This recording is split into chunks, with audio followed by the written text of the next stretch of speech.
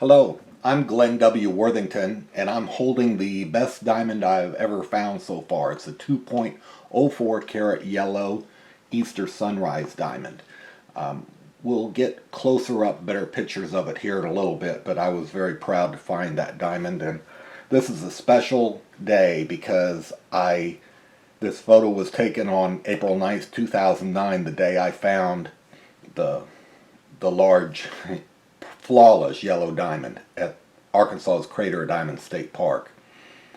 So I'm literally the guy who wrote the book on diamonds in Arkansas, but until then I hadn't really found any large diamonds in a long time. My last previous large diamond was in the summer of '78. I found a carat 20, but it was an ugly brown. So my only carat plus diamond was ugly. So this time I found a beautiful diamond, absolutely flawless, over 2 carats. Yellow's my favorite color. I love this shape and the natural contours.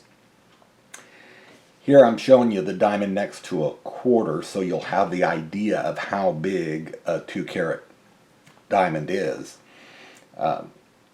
The Arkansas quarter has the image of a cut diamond on it because that's part of our history, part of our state heritage and pride. So there's a closer look at that flawless beauty, and here's the end of the diamond. I think this is an absolutely gorgeous view. I'll zoom in on it a little bit more so you can see. This diamond has not been cut or polished. That's the way it looked when I found it. It's naturally resorbed and has these contour lines, and I think it's an absolutely lovely shape. Real eye candy. A lemon drop.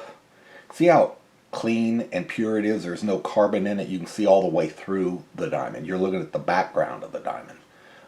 This shading on the side is just the way the light bends with the curve of the diamond, but it's pure all the way through. And look how the light comes through it. This was taken in the sunshine, and the sun just really beams all the way through this diamond. Well, let me tell you the glamorous story of how you find diamonds.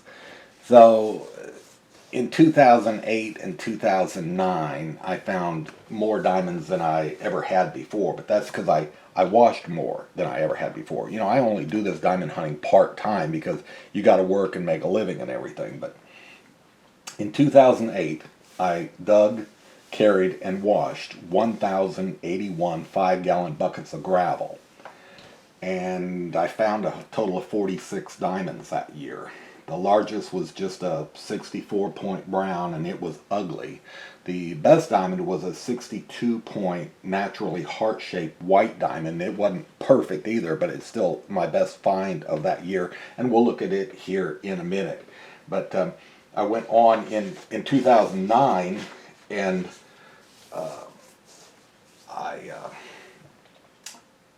up till April, I found another 46 diamonds, the same as the entire year before, but I found them in only just 580 buckets. So one diamond in every 12 and a half buckets instead of one diamond in every 24 buckets. So a lot better. And in 2009, I had a total of 65 diamond finds. So 2008 and 2009 together, I had 111 diamonds.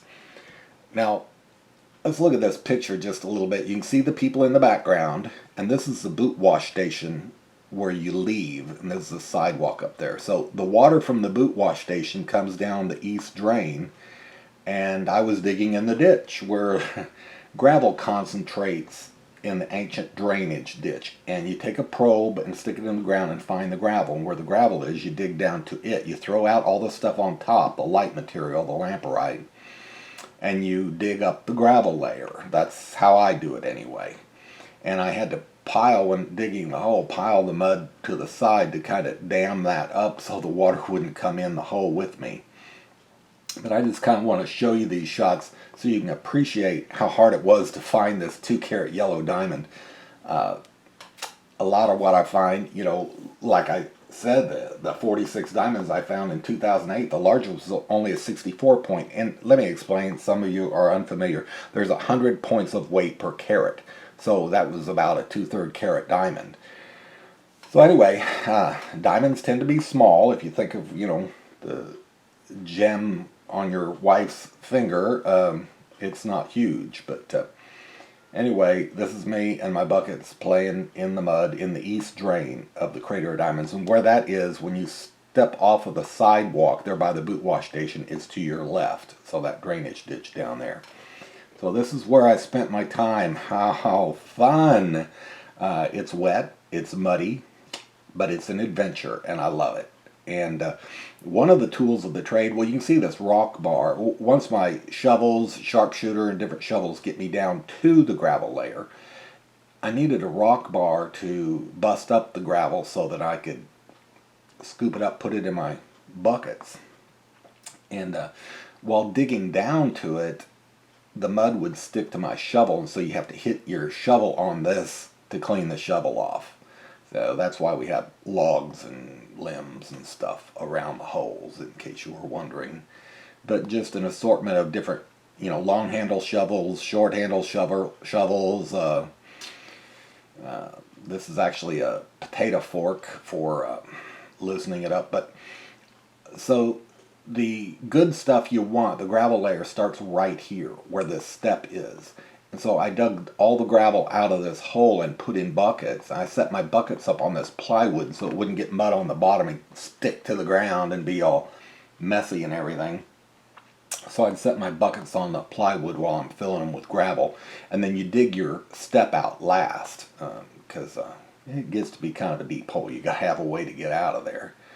That's just another view of the same hole with the buckets to the side. So I can tell from this picture, this was wash day. I had my apron on, and I don't wear it when I'm digging. So I just asked somebody, hey, would you take my picture? Because I can take a picture of my hole, but never me in the hole. But anyway, I was in it jumped in it that day and got my picture taken. But what I was doing was washing, and I set up this stand and this half-barrel wash tub, and I fill it with water. Back in 2008, 2009, you could leave your holes open. You didn't have to fill them in every day. And they would naturally fill with water. And so then you can take your bucket and get water out of there for washing your gravel. So I've got buckets of water here, and I had my buckets of gravel stored in a pen that I dug the day before. So I would dump the gravel in this breakdown tub, and it has a coarse screen in it, and I'd get my big potato rocks out of it there, and then wash through it later and sort it according to half-inch, eighth-inch window screen and Saruca like size gravel together. Oh, let me explain one more thing before we go on. So I had a ditch. I wanted to follow the gravel, and fortunately my buddies, they were digging elsewhere and left me alone to my project. I wanted to dig all the gravel in this whole ditch that went through there. So I would dig a hole, get all the gravel, and fill it back in. But then you don't want to dig right next to it, because that is like soup, and it would run back into your hole. So I kind of laid out a grid, and I would fix like 6-foot square holes and get all the gravel out of that, and get all the gravel out of that. And then I would leave a 6-foot square hole in between. Well, by the time I got back to it a couple of months ago, by hopscotching, jumping over each pit in the grid, then that had kind of set up pretty good. And then I could dig this stuff between the pits, so it wasn't so runny, oozy, and all that, and wouldn't cave in on you. So that's what I was doing. So there I am, down in a hole, and you get muddy doing it. My wife says, oh, Glenn, all you do is take pictures of rocks. And no, that's not true. Sometimes I take pictures of a hole in the ground, as long as they've got rocks in them. But this is rocks. This is the gravel layer that you're going for. Can you kind of see the difference in the color there? Anyway, it takes a rock bar to get that out. A lot of potato rocks in it, but the big diamonds are found in with the big rocks, tend to be. So here's my setup. I set the buckets on plywood and fill them. I just scoop the gravel and throw it right into the bucket. When I get a couple of buckets full, I get out of the hole, carry them to my pen, and store them. And I'll show you that in a minute. So you might be wondering, well, how deep of a hole is this? Oh, that's my probe there. And a scoop for when the water comes in, then I can scoop and throw it out too. But anyway, hunting diamonds is glamorous. So if you're wondering how deep that hole is, I got in it so you can see. I'm 6'1", and so this is a little over my head. So it took a ways to get down to the gravel there. Now, this guy, whoever took the picture for me, probably says, "Hey, Glenn, cheer up. You're diamond mining. You're doing what you want to do. What's that look on your face?" So, yeah, I realized where I was. I was doing what I love doing, the adventure of hunting for diamonds, and it doesn't matter that it's muddy. There's a great reward in it, and it's a fun adventure. There's nothing like finding diamonds. Oh, and kids come along and say, "Hey, Mom, Dad, there's a man down in this hole." And it's just a great attraction. It's like they sit on your log and watch you. They're just darling kids and just having fun. And they're sure dressed for the mud, too. And it was muddy.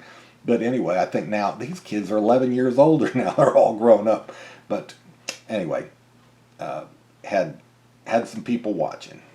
And then after you fill all your buckets with gravel, you got to carry them to your pen to store them. So I fixed a yoke to take the weight off your arms. You can kind of carry it with your shoulders and back that way, and it's padded, and it helps. It really helps carrying it. On this day, it was hot and sunny, and so I had this old umbrella to make shade over the hole when I was working and digging. And carry them to a pen. You rent the pen from the state park, and I have so many buckets, I stacked them, and then if you stack them on it, they get stuck in there. So I like to put pieces of plywood between, so the buckets don't get all stuck together, and they stack neater and straighter that way. Here's just another picture of it. So half of your storage pen back then I was using to store. See, I would dig one day and then fill the buckets and store gravel up, and the next day I would wash it. So I could dig and fill about 24 buckets a day, and I could wash about 24 buckets a day. And in '08, I averaged 1 diamond in every 24 buckets, so 1 diamond every other day. And then the other half of the pen, I would store my equipment in there. My screens, breakdown barrels, all that, the stands, shovels. And when I'd be gone for a while, because see, I didn't live there. I lived in Springdale, Arkansas at the time, so 4 hours north. And when I would leave for a while, I would cover the top real good so that people wouldn't reach over and help themselves to my shovels and buckets and tools and everything. So anyway, that was my pen in the East Drain back then. Now, this is my setup for washing sometimes. So it's not all about digging, carrying, storing. You got to wash. And these are my rocks from the breakdown. I had my tubs in this setup, and these are my empty buckets I stacked up there, my dead soldiers. And so this is my breakdown tub here. See, it's coarse expanded metal screen, and then these are my finer screens here. So I would break it down, get the big rocks out of it. And so these are the potato rocks, the big rocks you get out of it and toss out. I'd love to find a diamond that size, but never have. So anyway, just some of your waste rock. But in that you can find some nice agates and things. So you want to look through that. You don't want to just toss it all out. But there I am, just washing in the shade. It's kind of nice to have a little shade. So I'll show you some of the diamonds I found while I was looking for my big diamond. I mean, you're always looking for the big ones, but you're finding little ones along the way. So here's a card I found in March 3rd, '09, a 30-point white, so about 1/3 of a carat. And this is what it looks like, a little, more up close. So not a perfect diamond, but it's okay. I don't throw any of them back. Now, this is a 40-point white found in January of '09.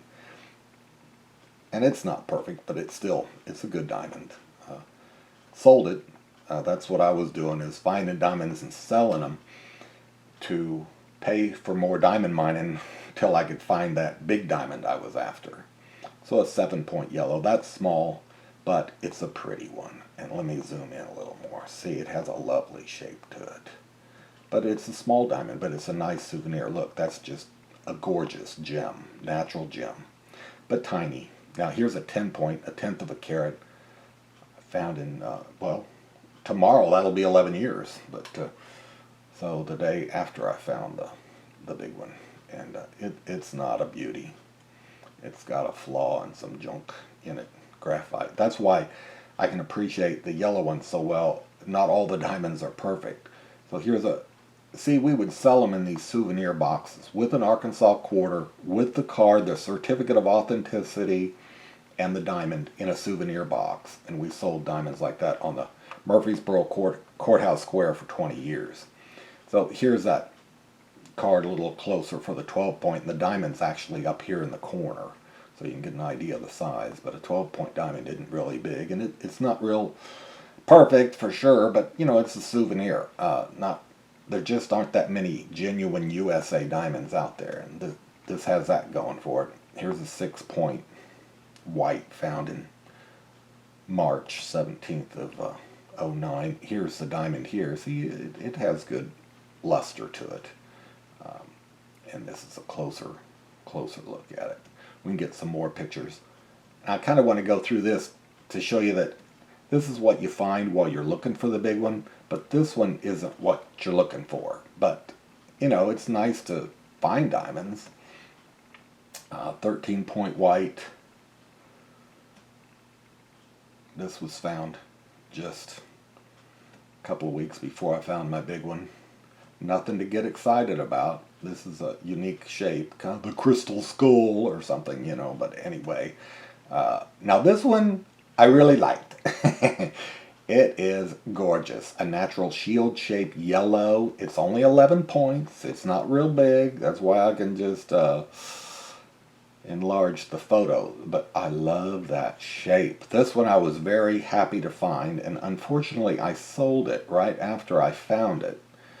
But I recently had a chance to buy it back for the same price I sold it for, so I'm glad to have this one back. It's absolutely lovely. Love that shape and the purity. That's just lint on it or something. The diamond itself is perfect. It doesn't have any flaws. So that shape is very unique. It's almost a modified mackle shape.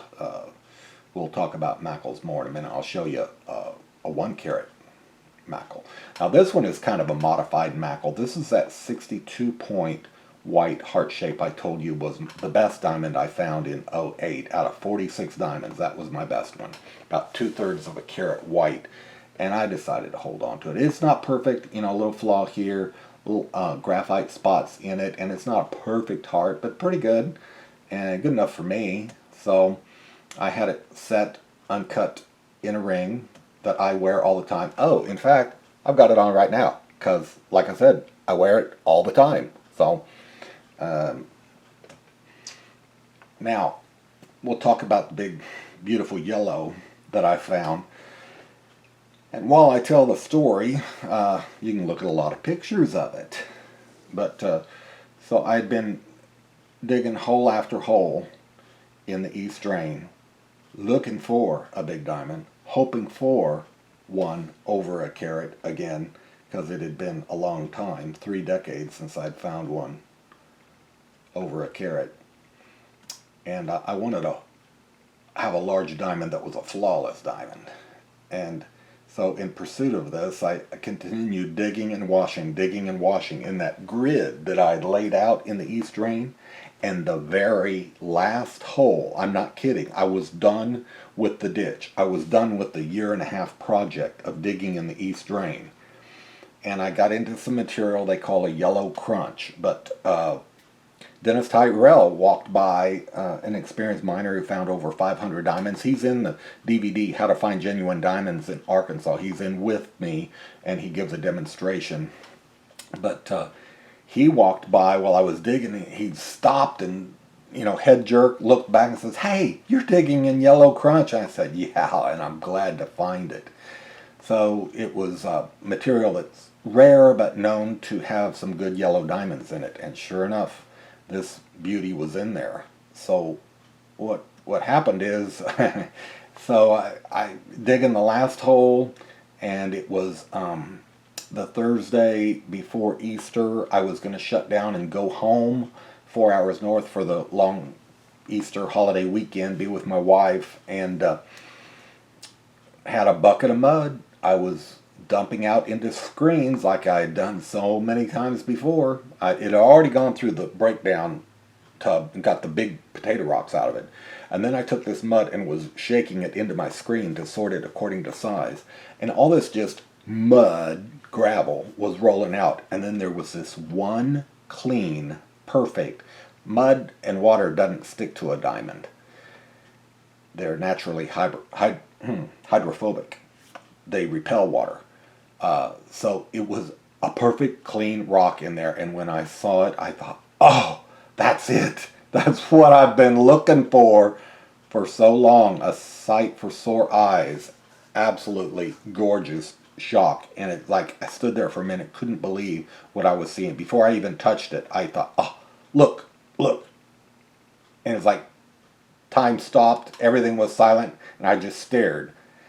And then finally I thought, yeah, it's real. And I picked it up and I went and called my wife at work. I never call her at work. I don't believe in bothering people when they're at work.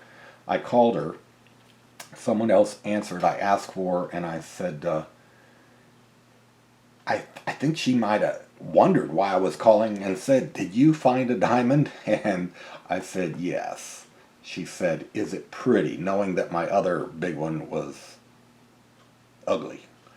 And I said, "Yes, it's beautiful, and it's a big one." And I hadn't weighed it yet. She was the first person I told. I thought, I've got to take this in and weigh it. But, so we'll look at a few more pictures, and then we'll talk about the weighing it. But isn't this gorgeous? See, I just show you from every side. You probably get sick of seeing it. But this one was taken in the sunlight. And again, the end of this is just gorgeous. I love the shape, the natural contours. Remarkable, remarkable diamond.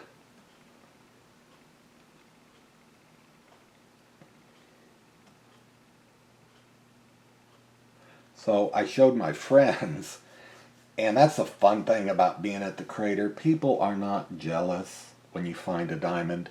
They're encouraged. It's like, wow, all this digging and carrying and washing, there really are diamonds in here. So I showed it to my friends, and they all came around and slapped me on the back. Congratulations, it's about time you found another big one and all that. And just to say, you don't know who these people are, but I do. This is Mike Clawvitter from Wisconsin. He and his wife Brooke found a lot of diamonds. Brooke is taking the pictures, so she's not in it. This is Billy Moore. He found over 500 diamonds there.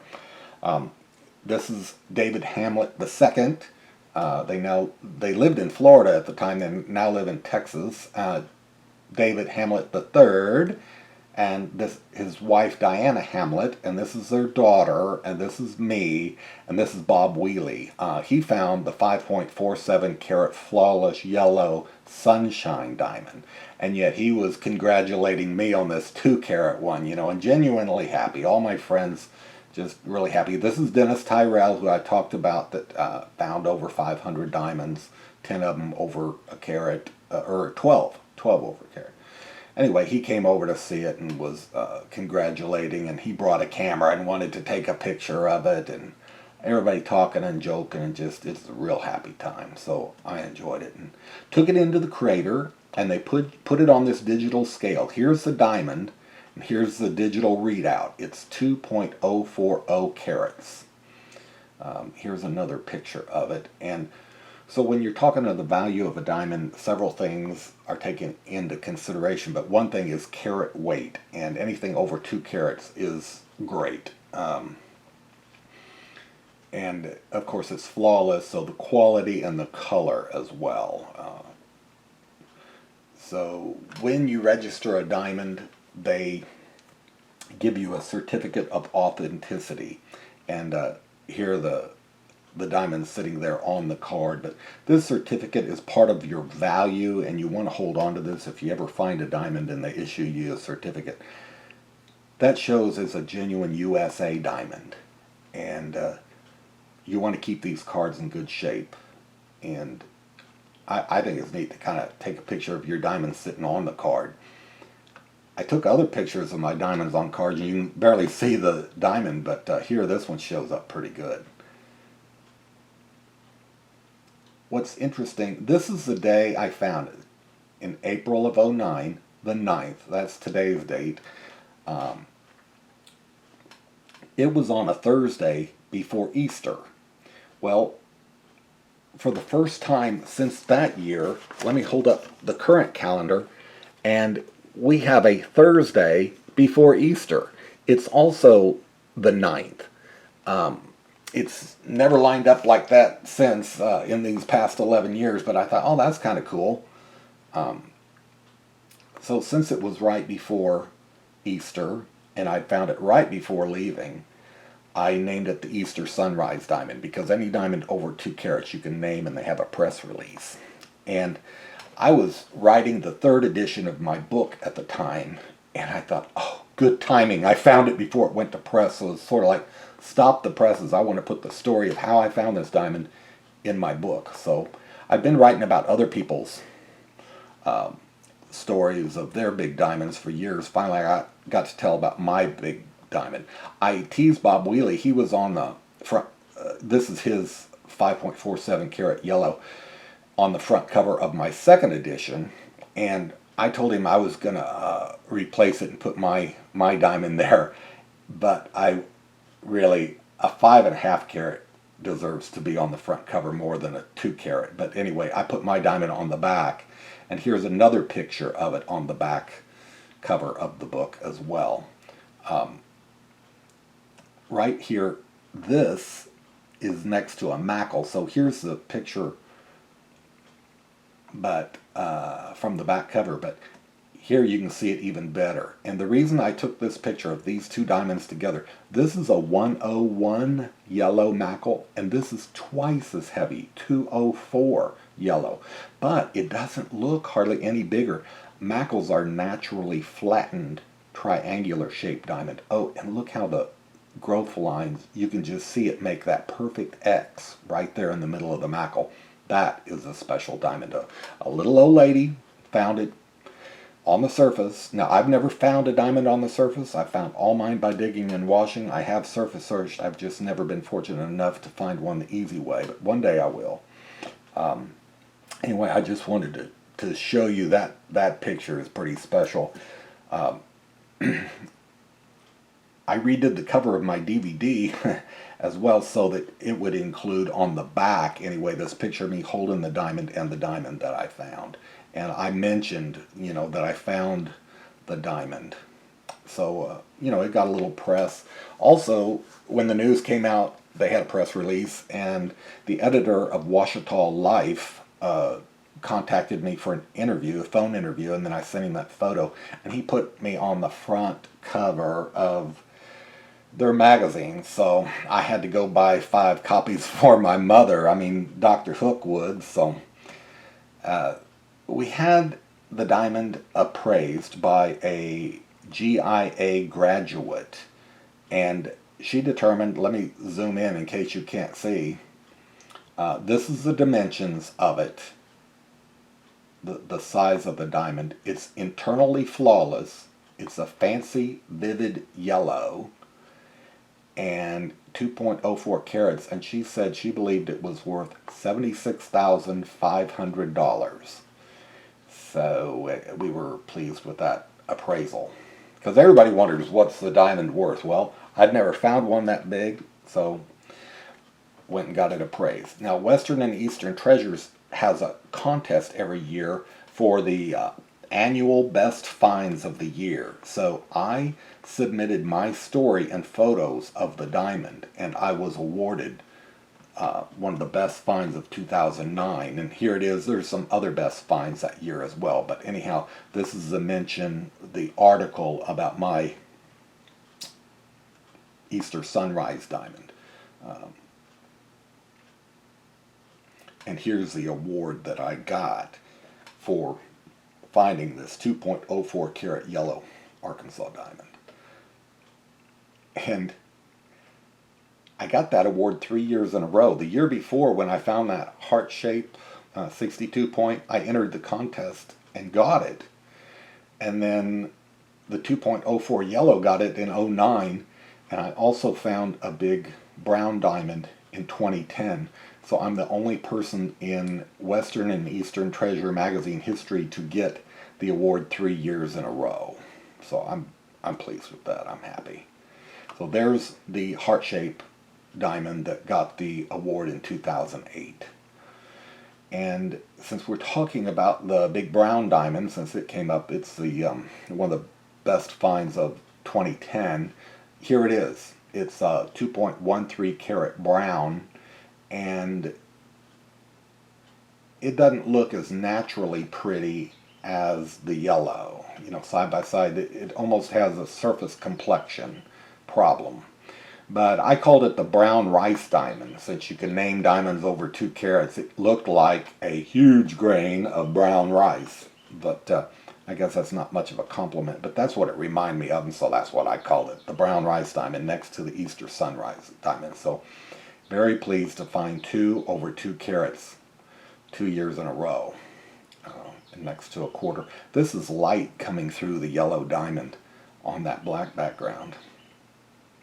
And so here's the 2 of them together again, the brown rice diamond and the Easter sunrise diamond.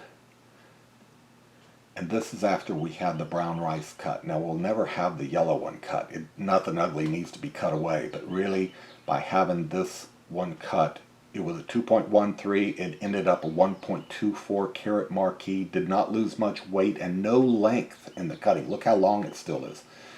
Anyway, it was a very good decision to have that one cut. But we're not talking about that diamond. We're talking about, oh, well, here it is, sitting on brown rice.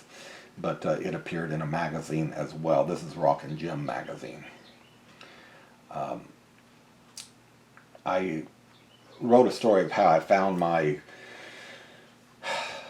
prize-winning diamonds, and I wrote it for Gold Prospector magazine gem issue, and they put a photo of me on the front cover, and also here's the Easter sunrise diamond on the front along with the Worthington heart diamond. And then the editor loved the cut brown diamond, so she put a big picture of it there, but here's the Easter sunrise, and here the Easter sunrise is again. So it got some press in Gold Prospector magazine. And then this is on a monitor in the Crater of Diamonds Museum in their visitor center. And they had what they called the famous diamonds of the crater. So they had a picture of me on there holding the diamond and then the diamond in my hand and just saying that a regular park visitor from Springdale, Arkansas, which is where I lived at the time, found this 2.04 karat yellow diamond while wet sifting dirt, actually mud, from the East Drain before Easter weekend in 2009. After he saw it shining in his gravel, Glenn named his gem the Easter Sunrise Diamond. It also got press, a large photo. This accompanied an article I wrote about other diamonds, and that was in Rock and Gem magazine.